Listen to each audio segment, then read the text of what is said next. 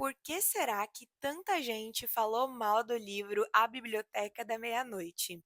Eu tenho a minha teoria pouco neutra, porque eu também não gostei muito, mas eu consigo imaginar por que tantas pessoas gostaram. Essa edição aqui tá no plástico, tá vendo? Eu li no Kindle. E como eu não gostei muito, eu não comprei o livro físico. Mas não é porque eu não gostei que outras pessoas não possam gostar. E conversando com uma colega, eu imaginei que ela fosse gostar desse livro, eu comprei para ela. Eu tô abrindo com vocês aqui porque eu vou escrever uma dedicatória antes de entregar. Então, primeiro eu vou falar por que eu acho que tanta gente gostou e por que tanta gente não gostou, como eu. E depois eu vou contar a história completa para vocês. Eu encontrei várias pesquisas a respeito do mercado de livros no Brasil desde a década de 90. Eu não vou deixar fonte nenhuma aqui, porque o meu propósito é fazer como um bate-papo e não uma defesa de tese de doutorado. Acontece que desde a década de 90, livros de desenvolvimento pessoal ou livros de autoajuda tem ganhado cada vez mais espaço no mercado editorial. Essa galera está ultrapassando o número de leitores de romances. E não, eu não estou falando de romance romântico. Eu estou falando de narrativas longas, com vários núcleos, muitos personagens. É isso que é um romance. Eu me refiro a essas obras que exigem que o leitor tenha uma atenção muito grande, que ele tenha uma interpretação mais aguçada para compreender a narrativa. E aqui entra a minha teoria. Os livros de desenvolvimento pessoal, sejam eles técnicos ou de autoajuda, eles têm uma linguagem mais real, mais literal, é a linguagem denotativa. Eles têm comandos e orientações explícitas, e o leitor se sente mais capacitado lendo aquilo. Afinal, esses livros não são metafóricos como os romances de formação ou romances de época ou essas literaturas consideradas cânones. Eu não estou aqui para desmerecer ninguém, eu fico feliz que as pessoas estejam lendo. A minha única ressalva é quem lê romance erótico. Ai, se você só lê romance erótico, desculpa, mas não dá para passar pano. Mas eu não vou entrar nesse assunto, porque não é o foco. Aqui o foco é a Biblioteca da Meia-Noite. Eu acredito que a galera que gostou ou vai gostar desse livro é essa galera que gosta dessa pegada de desenvolvimento pessoal, de autoajuda.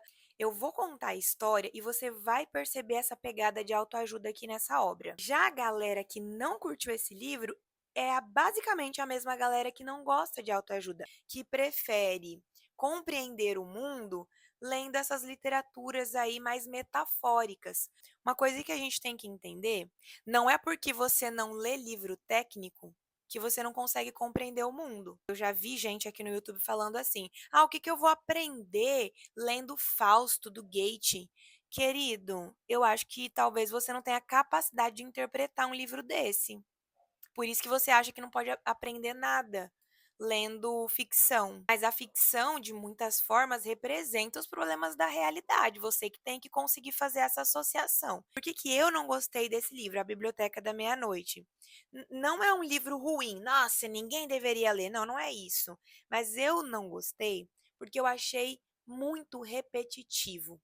A partir de um capítulo ali que a protagonista começa a experimentar outras vidas, todos os próximos capítulos são iguais. O que me prendeu aqui nesse livro era saber se ela ia morrer ou não, porque logo no início do livro ela tenta se matar.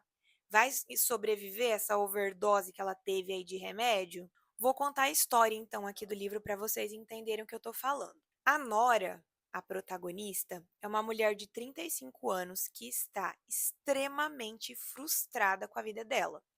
Ela foi demitida do emprego, o gato dela morreu, ela está muito triste. Nitidamente, ela é uma personagem depressiva, tá bom? Nossa, Carol, isso é ruim? Não, gente, eu não tô falando isso. A gente tem personagens depressivos na literatura clássica também.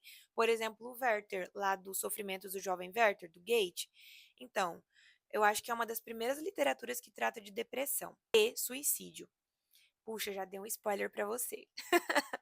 Mas isso não é inédito, ok? Porém, quando a gente traz para a modernidade, muitas pessoas se identificam. Ah, passou dos 30, tá se sentindo um fracasso, tá perdida na vida. Quantas pessoas não se sentem assim também? Então, acredito que esse é outro motivo pelo qual esse livro virou best-seller. Ela está tão completamente perdida que ela pensa assim, cara, por que que eu tô vivendo ainda? Então, ela ingere um monte de comprimidos para se matar. É óbvio que ela não morre imediatamente, mas nesse processo de morte, em que ela ingere os comprimidos e eles estão fazendo efeito no corpo dela, ela é direcionada para a Biblioteca da Meia-Noite. Que lugar é esse? Esse é um lugar entre a vida e a morte. Olha só, ela está lá no corpo físico entre a vida e a morte, e a alma dela vai para essa biblioteca da meia-noite. Nessa biblioteca da meia-noite, a bibliotecária é a bibliotecária da escola da nora de quando ela era criança, a senhora Elmes, acho que é esse o nome. Esse livro eu li em 2023 ou 2022, acho que foi 2022. Então, eu não me lembro o nome da secretária direito. A bibliotecária explica para ela que cada livro da biblioteca é uma vida que a Nora poderia ter vivido. E a Nora começa a pegar cada livro e viver uma vida por livro para entender como teria sido se ela tivesse feito escolhas diferentes. Todos os capítulos seguintes são ela experimentando as várias vidas dela. E em todas as vidas, alguma coisa ruim acontece. E aí eu saquei qual era do livro. Eu falei: ah, tá. A autora vai dizer então que em todas as vidas alguma coisa ruim acontece. Não vai existir uma vida perfeita. Aí eu já não queria ler mais. Eu falei: puxa, eu tenho que terminar. É um livrinho tão curtinho. Tem. Não tem nem 300 páginas, mas é uma letra imensa, tá? A linguagem é extremamente simples, então eu falei: "Poxa, por brio, né, vamos terminar isso aqui". Vamos falar sobre as vidas que a Nora vai vivendo. Na primeira vida, ela experimenta se casar com um cara que ela desistiu de se casar. Nessa vida, o cara trai ela, ele é um alcoólatra, e ela decide retornar para a biblioteca da meia-noite. Em uma outra vida, ela não abandonou a natação quando era criança e se tornou uma competidora olímpica. Mas nessa vida, embora ela tenha muita fama, seja reconhecida, a mãe dela morre precocemente de câncer. Em uma outra vida, ela se torna uma estrela do rock, mas o irmão dela morre, por overdose. Uma outra vida, ela se torna uma estudiosa do Ártico, mas um urso quase a mata. Ela fica com muito medo daquela vida perigosa. Então é bem repetitivo até chegar em uma vida que ela passa mais tempo ali no livro, né? É uma vida em que ela se casa com um cirurgião que vivia chamando ela para sair, ela nunca aceitava. Ela tem uma filhinha com ele, ela é uma professora que é satisfeita com a vida dela. E quando ela está gostando de viver aquela vida, a biblioteca, que é onde ela está, começa a desmoronar. É como se aquela vida estivesse desmoronando. Por quê? Porque não é a vida real. É um experimento. O corpo dela lá, que está morrendo, precisa decidir se ela vai morrer ou viver. Então, ela tem que retornar para a biblioteca.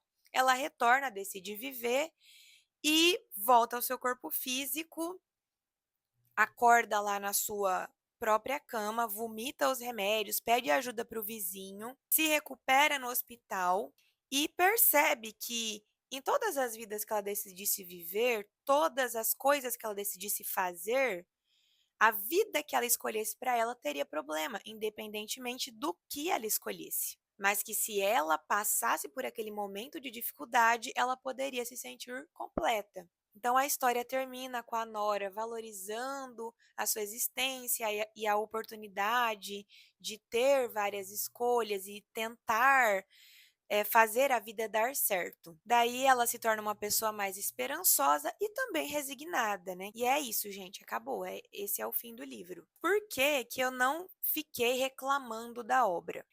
Não é porque eu não gosto que isso não vai servir para outras pessoas. Às vezes, é a partir desse livro aqui que alguém vai tomar gosto pela leitura. Às vezes, é a partir desse livro aqui que a pessoa vai mudar a percepção dela de vida. Os livros de desenvolvimento pessoal estão cada vez mais tomando as estantes, os livros de autoajuda.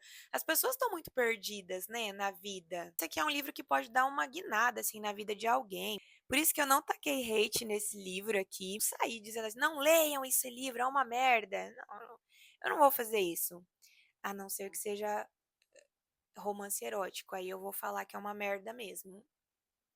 Então essas foram as minhas considerações a respeito da Biblioteca da Meia-Noite, e o próximo livro que eu vou resenhar, Dan Brown é muito nostálgico pra mim, gente. Eu sei que tem muita gente que não gosta, eu vou falar mais aprofundadamente do porquê eu gosto tanto de Dan Brown. Tchau, tchau.